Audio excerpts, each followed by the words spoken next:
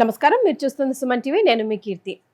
ఇప్పుడు ఎక్కడ విన్నా షష్టగ్రహ కూటమి గురించే మాట్లాడుకుంటా ఉన్నారు. రకరకాలుగా చెప్తున్నారు. పలానా రాశి వాళ్ళకి అస్సలు బాగుండట్లేదని, లేదంటే పలానా రాశి వాళ్ళకి చాలా బాగుంటుందని, లేకపోతే అసలు షష్టగ్రహ కూటమి అంటూ ఇండివిజువల్ జాతకానికి ఆపాదించబడదు, ప్రపంచానికి లేదా దేశానికి లేదా ఎకనామిక్ డిఫరెన్సెస్ కోసం కానీ ఎన్విరాన్మెంట్ డిఫరెన్స్ మీద కానీ ప్రభావం చూపుతుంది అని. అసలు సంవత్సరం స్టార్టింగ్లోనే ఏర్పడబోతున్న కొత్త సంవత్సరం శ్రీ విశ్వవసు నామ సంవత్సరంలోకి మనం అడుగు పెడుతున్నాం కదా. స్టార్టింగ్లోనే ఇలా షష్టగ్రహ కూటమి అంటూ ఒక కాంట్రవర్సీతో ఎంటర్ అవుతున్నాం. దీని ప్రభావం వచ్చే సంవత్సరం అంతా ఎలా ఉండబోతుంది, ఇలాంటి విషయాలు మనతో డిస్కస్ చేయడానికి ప్రముఖ ఆస్ట్రాలజర్ బ్రహ్మశ్రీ నందిబట్ల శ్రీహరి శర్మ గురువు గారు ఉన్నారు. నమస్తే గురుగారు. వాగర్థ వివ సంపృక్తౌ వాగర్థ ప్రతిపత్తయే జగతః పితరౌ వందే పార్వతీ పరమేశ్వరౌ. సదాశివసమారంభాం శంకరాచార్య మధ్యమాం అస్మదాచార్య పర్యంతం వందే గురు పరంపరాం. ఆదిత్యాయ చ సోమాయ మంగళాయ బుధాయ చ గురు శుక్ర శనిభ్యశ్చ రాహవే కేతవే నమః. శృంగేరి జగద్గురు పీఠాధిపతులకి, కంచి పీఠాధిపతులకి నమస్కారములు తెలియచేసుకుంటూ కార్యక్రమాన్ని ప్రారంభిద్దాం. గురుగారు, మనం అసలు ఏ వీడియో స్టార్ట్ చేసినా ముందు నవగ్రహాల ఆరాధనతోనే మీరు ప్రారంభిస్తారు. ఇక తెలుగువారి సంవత్సరాది ఉగాది అంటారు. శ్రీ విశ్వవసునామ సంవత్సరంలోకి ఎంటర్ అవుతున్న చాలా వెరీ నెక్స్ట్ డేనే, లేకపోతే ఆ రోజుతోనే మేబీ 29, 30, 31 ఈ 3 రోజులు షష్టగ్రహ కూటమి అంటూ ఏర్పడబోతుంది. దీనివల్ల అసలు చాలా డిస్టర్బెన్స్ ఏర్పడబోతుంది ప్రపంచవ్యాప్తంగా అని అంటున్నారు. కమెంట్ బాక్స్ అంతా నిండిపోయింది. ఇంకా నందిబట్ల గారి వీడియో రాలేదేమిటి, గురువు గారు ఈ వీడియో గురించి ఇంకా దీని గురించి మాట్లాడలేదేంటి అని. సో దీన్ని అసలు ఏ రకంగా చూసుకోవాలంటారు గురుగారు? ముందుగా మనం చూసుకుంటే ఈ షష్టగ్రహ కూటమి అనేటువంటిది ఇదేదో మొదటిసారి అనేది కాదు. అంతకుముందు 2019 సంవత్సరంలో కూడా ఏర్పడింది, ఇంతకుముందు 2023 సంవత్సరంలో కూడా ఏర్పడింది అని చెప్పి దాని నుంచి కూడా మనకు చెప్పబడింది. ఇట్లా కొన్ని సంవత్సరాలకు ఒకసారి ఏర్పడుతుంది.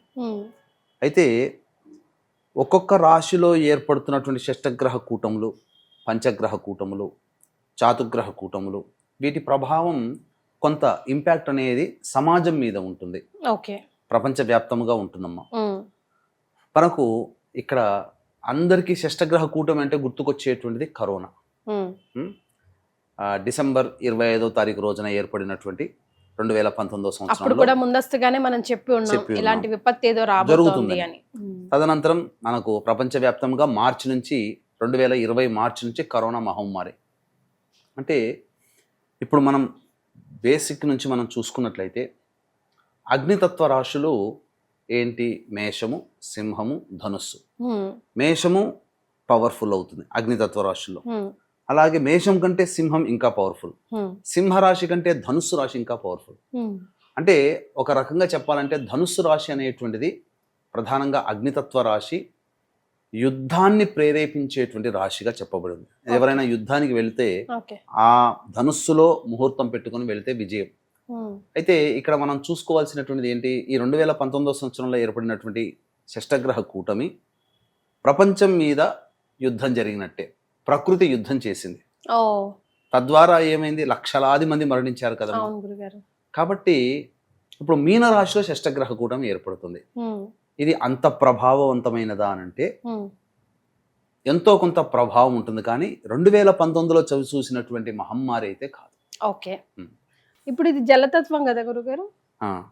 అంటే జలతత్వ రాశిలో ఏర్పడిందమ్మా ఇది. ముఖ్యంగా మనం గమనించుకుంటే మీనరాశి భచక్రంలో 12వ రాశి, ఇక ఆఖరు రాశి అదే.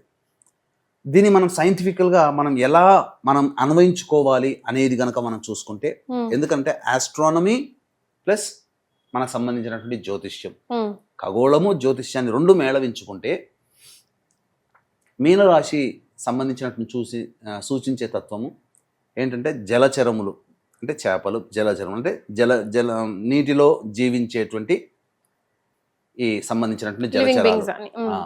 జలచరములు అని అన్నప్పుడు మీనరాశిలో జలచరాలు ఉంటాయి కదమ్మా. కాబట్టి ఈ జలచరంలోకి ఏవైనా విపత్తు జరిగేటువంటి అవకాశం ఏర్పడుతుంది. ముఖ్యంగా నీటి ప్రవాహము సంబంధించి జలతత్వముగానే అనుకున్నాం. దీన్ని మనం బేస్ చేసుకుంటే ఈ జలతత్వ రాశి గురునికి సంబంధించినటువంటి రాశి. ఈ గురుడు వృషభ రాశిలో రోహిణి నక్షత్రంలో ఉన్నాడు. తర్వాత ఈ గురు నక్షత్రంలోనే కుజుడు స్తంభించి ఉన్నాడు. పునరుసు నక్షత్రం 3వ పాదంలో ఈ షష్టగ్రహ కూటమి ఏర్పడుతున్న సందర్భంలో కుజుడు స్తంభించి ఉన్నాడు. అంటే ఉన్నటువంటి నవగ్రహాల్లో స్తంభన గురైనటువంటి గ్రహం ఏదయ్యానంటే ఒక్క కుజుడు మాత్రమే. ఓకే. కాబట్టి ఏమర్థం చేసుకోవాలి? నీటిలో ఎక్కడో అడుగులో భాగాన ఉన్నటువంటి వేడి తత్వము ప్రభావం బయటికి వస్తుంది. అంటే ఏంటి? నీటిలో ఉన్నటువంటి అగ్నిపర్వతాలు బ్రద్దలయ్యే అవకాశాలు ఉంటాయి. ఓకే. నీటిలో మార్పు, సముద్రంలో కానీ నదులలో కానీ కింద ఏదో అడుగులలో, కొన్ని వందల వేల అడుగులలో ఏదో జరగబోతుంది.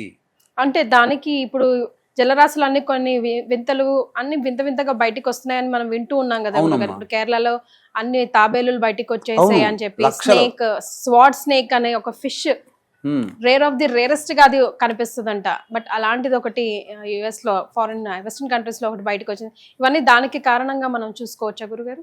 ఒక బీజం అట్లీస్ట్ ఇక్కడ స్టార్ట్ అయింది ప్రధానంగానమ్మా. ఇప్పుడు మనం గమనించుకుంటే జ్యోతిష పరంగా చెప్తుంటే మనము ఏదైనా కానీ నెగిటివ్ గా అనుకోవచ్చు, కానీ యునెస్కో వాళ్ళు కూడా చెప్తున్నారమ్మా.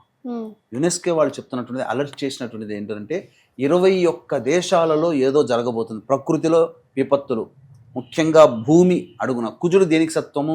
భూతత్వానికి తత్వం. ఆ భూతత్వానికి కారకుడైనటువంటి కుజుడు స్తంభించి ఉండడం, కుజుడున్నటువంటి నక్షత్రాధిపతి పునరుసు నక్షత్రంలో ఉన్నాడు కాబట్టి ఆ నక్షత్రాధిపతి అయినటువంటి గురువుకు సంబంధించినటువంటి ఒక రాశిలో ఈ షష్టగ్రహ కూటమి ఏర్పడుతుంది. తత్ప్రభావం చేత ఏమవుతుంది? ముఖ్యంగా నీటికి సంబంధించినటువంటివి ఏవైనా ఇబ్బందులు ఎదురవుతాయి. అది ముఖ్యంగా. అంటే ఏం జరగబోతుంది? ముఖ్యంగా జనాలకు ఏవైనా ఇన్ఫెక్షన్స్ కనుక వస్తే నీటి పరంగా ఏవైనా ఇన్ఫెక్షన్స్ రావాలి. ఒకటి. ఇంకొకటి ప్రధానంగా ఈ సంబంధించినటువంటి గ్రహాలన్నీ కూడా, ముఖ్యంగా రవి ఇక్కడ చూసుకున్నట్లయితే, రవి ఈ విశ్వావసునామ సంవత్సరానికి రాజు అయ్యాడు, మంత్రి అయ్యాడు.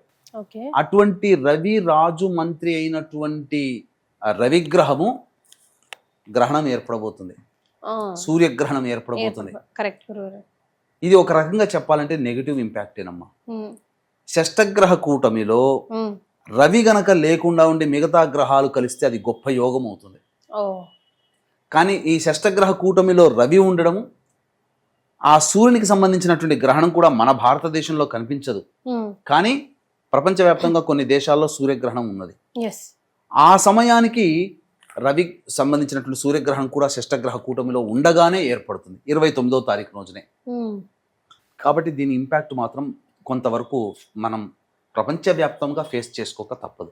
రైట్. సో ఫర్ ఎగ్జాంపుల్ ఇప్పుడు నేచురల్ కెలామిటీస్, ఎన్విరాన్మెంట్ డిస్టర్బ్ అయితే 100% ఖచ్చితంగా ఉంటాయి. ఖచ్చితంగా సునామీ ప్రభావం 2001వ సంవత్సరంలో ఇండోనేషియాలో ఏర్పడినటువంటి సునామీ ప్రభావము, ఆఫ్రికా కంట్రీ పోర్ట్ ఎలిజబెత్ అది దానికి కూడా తాకి విధ్వంసం అయిపోయింది. కాబట్టి ఎక్కడో ఇండోనేషియాలో ఏర్పడింది, ఇక్కడ జరగడం ఏంటి? ఇప్పుడు చాలా మంది వేగ్గా చెప్పొచ్చమ్మా. ఏంటంటే చూసేటువంటి ప్రేక్షకుల్లో కూడా సైన్స్ ని మాత్రమే నమ్మేవాళ్ళు ఇదంతా ట్రాష్ అని అంటారు. కానీ చంద్రగ్రహణం అనేటువంటిది మన 14వ తారీఖు ఏర్పడింది కదా. ఒకే మాసంలో గుర్తుపెట్టుకోండి, ఎప్పుడైనా కానీ ప్రకృతిలో మనకు శాస్త్రం ప్రకారం చెప్పబడి ఉంది ఏంటంటే, ప్రకృతిలో విపత్తులు జరగాలి అని అనుకున్నప్పుడు గ్రహణాలు ఒకే నెలలో, ఒకే నెల అంటే జనవరి, ఫిబ్రవరి, మార్చి కాదమ్మా, మన తెలుగు నెలల ప్రకారము ఒకే నెలలో 2 గ్రహణాలు గనక సంభవిస్తే అది ప్రకృతి విపత్తుల్ని సూచిస్తుంది. రెండవ పాయింట్, షష్టగ్రహ కూటమి, ఆ షష్టగ్రహ కూటమిలో రవి కూడా ఉండడం, అది కొంత భయానంగా మనం ఊహించుకోవచ్చు. తర్వాత తదనంతరం ఈ రవికి సంబంధించినటువంటి రాజుగా ఉన్నటువంటి, మంత్రిగా ఉన్నటువంటి విశ్వావసునామ సంవత్సరం కూడా ఈ యొక్క సంబంధించినటువంటి ఏర్పడ 30వ తారీఖు నుంచే ఉగాది కదమ్మా మనకు. 29 అమావాస్య. ఆ 29 ఇంకా చెప్పాలంటే అమావాస్య రోజునే శని భగవానుడు కూడా మారి మీనరాశిలోకి వస్తున్నాడు. అంటే అర్ధరాత్రి, నిశిరాత్రి, గుర్తుపెట్టుకోండి, 9 గ్రహాల్లో డిస్ట్రాయర్ ఎవరై అంటే శనిగ్రహం. కాబట్టి శనికి సంబంధించినటువంటి బలవంతుడు ఎప్పుడవుతాడు శని తెలుసా మీకు? నవగ్రహాల్లో పొద్దున పూట రవి పితృకారకుడు, శని రాత్రిపూట అనగా సూర్యాస్తమయం నుంచి మళ్ళీ తిరిగి సూర్యోదయం వరకు జన్మించినటువంటి వాళ్ళకి పితృకారకుడు రవి అవుతాడు. పితృకారకుడు శని శని అవుతాడు, అవుతాడు. శని అవుతాడు. ఉమ్, అట్టి శని రాత్రి సమయంలో ప్రవేశిస్తున్నాడు 10 గంటల చిల్లరకి. అంటే ఏం జరగబోతుంది? శని డిస్ట్రాయర్, నవగ్రహాల్లో ఉమ్, సంపూర్ణముగా. అందుకని మీకు ఏ భూకంపాలు జరిగినా మామూలుగా సామూహిక మారణ హోమాలు కానీ బాంబ్ బ్లాస్ట్స్ కానీ ఎక్కువగా ఏది చేసినా ఏది జరిగినా శనివారం రోజునే జరుగుతాయి. అట్టి శని అంటే ఇక్కడ సమూలముగా కర్మకారకుడు, ప్రత్యక్ష సాక్షి భూతుడు రవి, ఉమ్, కర్మకారకుడైనటువంటి కర్మని అనుభవింపచేసే గ్రహమైనటువంటి శని భగవానుడు, మళ్ళీ తర్వాత సౌభాగ్యకారకుడు లక్ష్మీకారకుడైనటువంటి వాడు శుక్రుడు, ఉమ్, మేధోకారకుడైనటువంటి వాడు బుధుడు, yes, అలాగే మనఃకారకుడైనటువంటి వాడు చంద్రుడు, తర్వాత పిశాచ యోగాన్ని కలిగించేటువంటి గ్రహము రాహు. right, ఇవన్నీ 6 గ్రహాలు ఉండగా ఏర్పడుతున్నటువంటి రోజు ఈ షష్టగ్రహ కూటమి 29వ తారీఖు రోజున. కాబట్టి ఖచ్చితంగా ఏదో సంబంధించి కొన్ని మారణ హోమాలు అనేటువంటివి ప్రపంచవ్యాప్తంగా కొన్ని దేశాలలో జరుగుతాయి. దీని మీద కూడా రీసెర్చ్ చేస్తున్నాను. ఏ ఏ దేశాల్లో ఎక్కువ ప్రభావం అవుతుంది అనేటువంటిది మరి ఒక వీడియోలో ఎప్పుడైనా కానీ మళ్ళీ ఒక 3-4 రోజుల తర్వాత మళ్ళీ ప్రత్యేకించి వీడియో చేద్దాము. దాంట్లో విస్పష్టంగా ఏ ఏ దేశాల్లో ప్రభావం ఎక్కువ చూపుతుందనే విషయం గురించి కూడా మనం తెలియజేసుకుందాం. right, కానీ ఇప్పుడున్నటువంటి దాని ప్రకారం కనుక చూసుకున్నట్లయితే గురుగారు. ఈ షష్టగ్రహ కూటమి ప్రభావం వలన నీటిలో అగ్నిపర్వతాలు బ్రద్దలవ్వడం, లేదా నీటిలో వేడి శాతం పెరిగింది కాబట్టి ఆ వేడికి తట్టుకోలేక జలచరాలన్నీ కూడా ఒడ్డుకొస్తున్నాయి. ఉమ్, ఉమ్, ఉమ్, అంతేకాకుండా ఎప్పుడో లక్షల సంవత్సరాలకి కనబడేటువంటి అరుదైనటువంటి జీవి కూడా బయటకు వచ్చింది. అవునండి గురుగారు. అంటే ఎప్పుడు నీటి అడుగు భాగాన జీవించే జీవి ఉపరితలానికి వచ్చింది అని అంటే అక్కడ ఏదో జరగబోతుంది, తట్టుకోలేకపోతుంది అక్కడ ఆ జీవి, ఉమ్, అందుకని బయటికి వచ్చింది. అన్నిటికంటే మించి ఈ గ్రహణాలన్నీ మనకు లేవు, మన భారతదేశానికి సంబంధించింది కాదు అని అన్నారు. వాస్తవమే, భారతదేశంలో గ్రహణాలు ఏవి లేవు. సూర్యగ్రహణం లేదు, చంద్రగ్రహణం అంతకంటే లేదు. ఉమ్, కానీ దీని ప్రభావం గత 2 రోజుల కిందట చూసుకుంటే నిన్నటి అంటే ఈరోజు మనం చేస్తున్న వీడియోకి నిన్నటి గత 2 రోజుల్లో 5.2 పాయింట్గా రిక్టర్ స్కేల్ మీద జమ్మూ కాశ్మీర్లో భూకంపం వచ్చింది, earthquakes, అవునండి. ఎర్త్క్వేక్స్ వచ్చింది. మీరు ముందుగానే చెప్తానే ఉన్నారు earthquakes వచ్చే చంద్రగ్రహణం అవకాశం వీడియోలో చెప్పుకున్నాం, ఉంది. అవునండి. భూకంప ప్రభావాలు ఏవైనా కానీ ఏర్పడవచ్చు అని చెప్పేసి. కాబట్టి ఖచ్చితంగా దీని ప్రభావం అనేది ఉంటుందమ్మా. రైట్ గురుగారు, అందరూ ప్రభావం ఉంటుంది అని చెప్తున్నారు, లేదా ఏమో లేదని కొట్టేస్తున్నారే తప్ప దీనికోసం అసలు మనం ఏం చేయొచ్చు అని అంటారు? అంటే మనకు ఖచ్చితంగా ముందుగానే అలర్ట్ మెసేజ్ వచ్చేసింది, దాని తగ్గ సంకేతాలు కూడా మనకి ఎక్కడో అక్కడ కనిపిస్తూనే ఉన్నాయి కదా. ఇప్పుడు జ్యోతిశాస్త్ర పరంగా మాలాంటి వాళ్ళు చెప్పడం కాదమ్మా, సైంటిఫిక్ ఇప్పుడు సైంటిస్టులు అందరూ కూడా తలలు పట్టుకుంటున్నారు.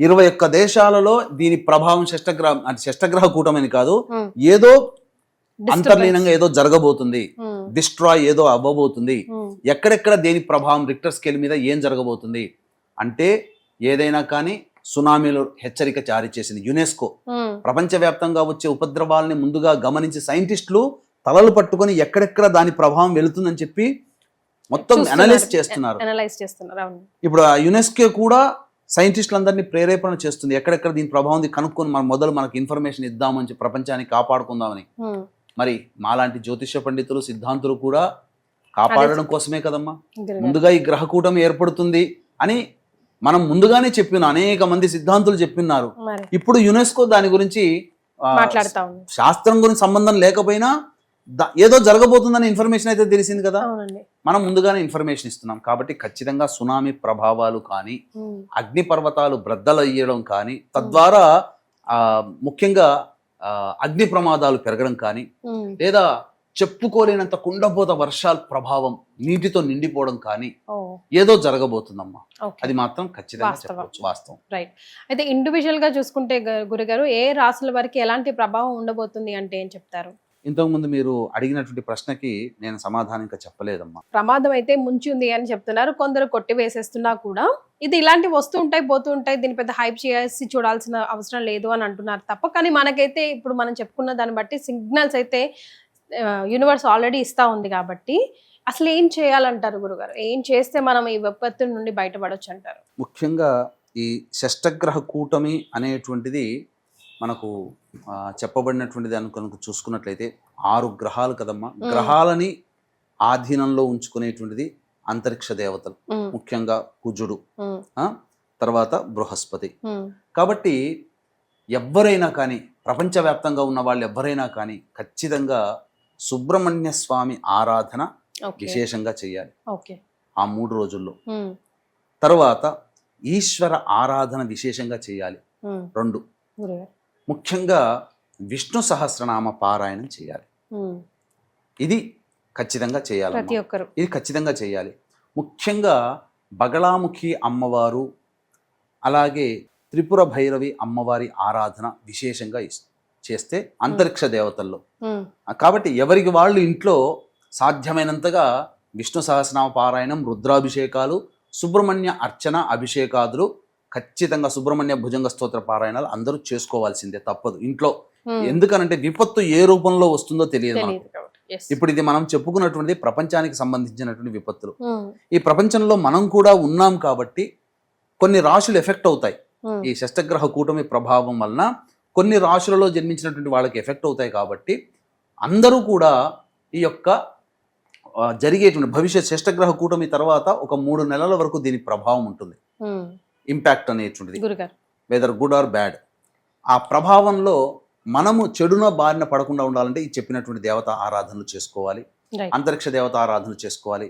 అందుకనే ఈ షష్టగ్రహ కూటమి ప్రభావము వలన మొత్తం 12 రాశుల వాళ్ళు కూడా ఇబ్బందికర పరిస్థితులు. ముఖ్యంగా ఈ సంబంధించినటువంటి వృషభ రాశి, అలాగే తులారాశి మరియు మకర రాశి, ఈ 3 రాశులు తప్ప మిగతా అన్ని రాశుల వాళ్ళకి ఎఫెక్టివ్ గానే ఉంటుంది. రైట్. అంటే ఇది శనిని దృష్టిలో పెట్టుకొని చెప్తున్నారా గురుగారు? రాశిని దృష్టిలో పెట్టుకొని, షష్టగ్రహ కూటమి ఏర్పడుతున్నటువంటి రాశిని దృష్టిలో పెట్టుకొని చెప్పడం జరుగుతుందమ్మా. గ్రహణం వచ్చినా రాశిని దృష్టిలో పెట్టుకొని, శని మారుతున్నా శని మారినటువంటి రాశిని దృష్టిలో పెట్టుకుని మనం ఏదైనా చెబుతాం. కాబట్టి ఈ షష్టగ్రహ కూటమి ఏర్పడుతున్నటువంటి రాశి మీనరాశిని బేస్ చేసుకొని వృషభ రాశి వారికి యోగకాలము, తులారాశి వారికి యోగకాలము, మకర రాశి వారికి కూడా యోగకాలం. మిగిలిన రాశుల వాళ్ళందరూ కూడా ఈ చెప్పినటువంటి చేసుకోవాలి, ఈ పారాయణాలు అభిషేకాలు చేసుకోవాలి.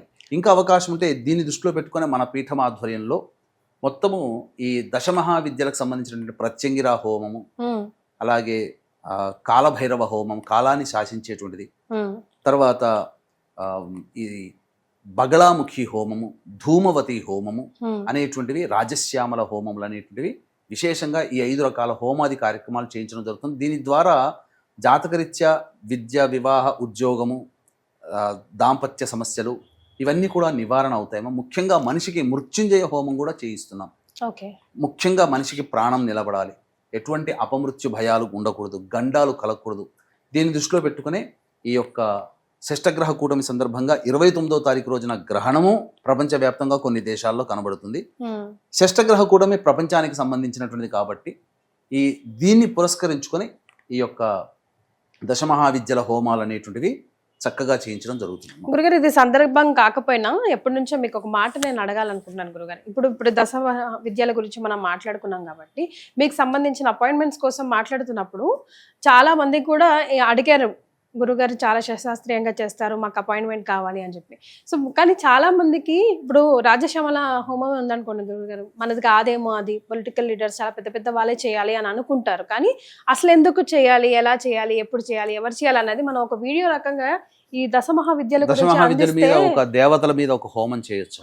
ఖచ్చితంగా భవిష్యత్తులో చేద్దాం దశమహావిద్యలకు సంబంధించి. సో ఫైనల్ గా మళ్ళా షష్టగ్రహ కూటమి గురించి మాట్లాడాల్సి వస్తే మరి ఇండివిజువల్ రాశుల వారికి కూడా ఎఫెక్ట్ అవుతుంది అంటున్నారు కాబట్టి మరి ఎలాంటి పరిహారాలు చేసుకోవాలంటారు? ముఖ్యంగా మనం మేషరాశి వారి నుంచి మొదలు పెడదాం. మేషరాశికి 12వ స్థానంలో గ్రహ కూటమి ఏర్పడుతుంది. ఈ గ్రహ కూటమి ప్రభావంలో ఏమవుతుంది, చాలా ఈ మేషరాశిలో జన్మించినటువంటి వారికి ఈ గ్రహ కూటమి ప్రభావము, దోషము ముఖ్యంగా మేషరాశికి 6వ స్థానం మీద ఏర్పడుతుంది. సో గురుగారు, ఇప్పటి వరకు ఆన్ ది హోల్ ఇప్పుడు ఎలాంటి ప్రభావం చూపించబోతుంది ఈ షష్టగ్రహ కూటమి అన్నది మనం తెలుసుకున్నాం కదా. సో ఇండివిజువల్ గా రాశుల మీద ఎలాంటి ఎఫెక్ట్ చూడబోతుంది, ఎవరెవరు ఎలాంటి పరిహారాలు పాటిస్తే బాగుంటుంది ఈ సంవత్సరం అంతా అన్నది మనం ఇంకొక వీడియో ద్వారా ఇన్ఫర్మేషన్ అందించే ప్రయత్నం చేద్దాం గురుగారు. తప్పకుండానమ్మా. రైట్, చాలా సంతోషం అండి, ధన్యవాదాలు. సర్వం శ్రీ ఉమామహేశ్వర పరబ్రహ్మార్పణమస్తు.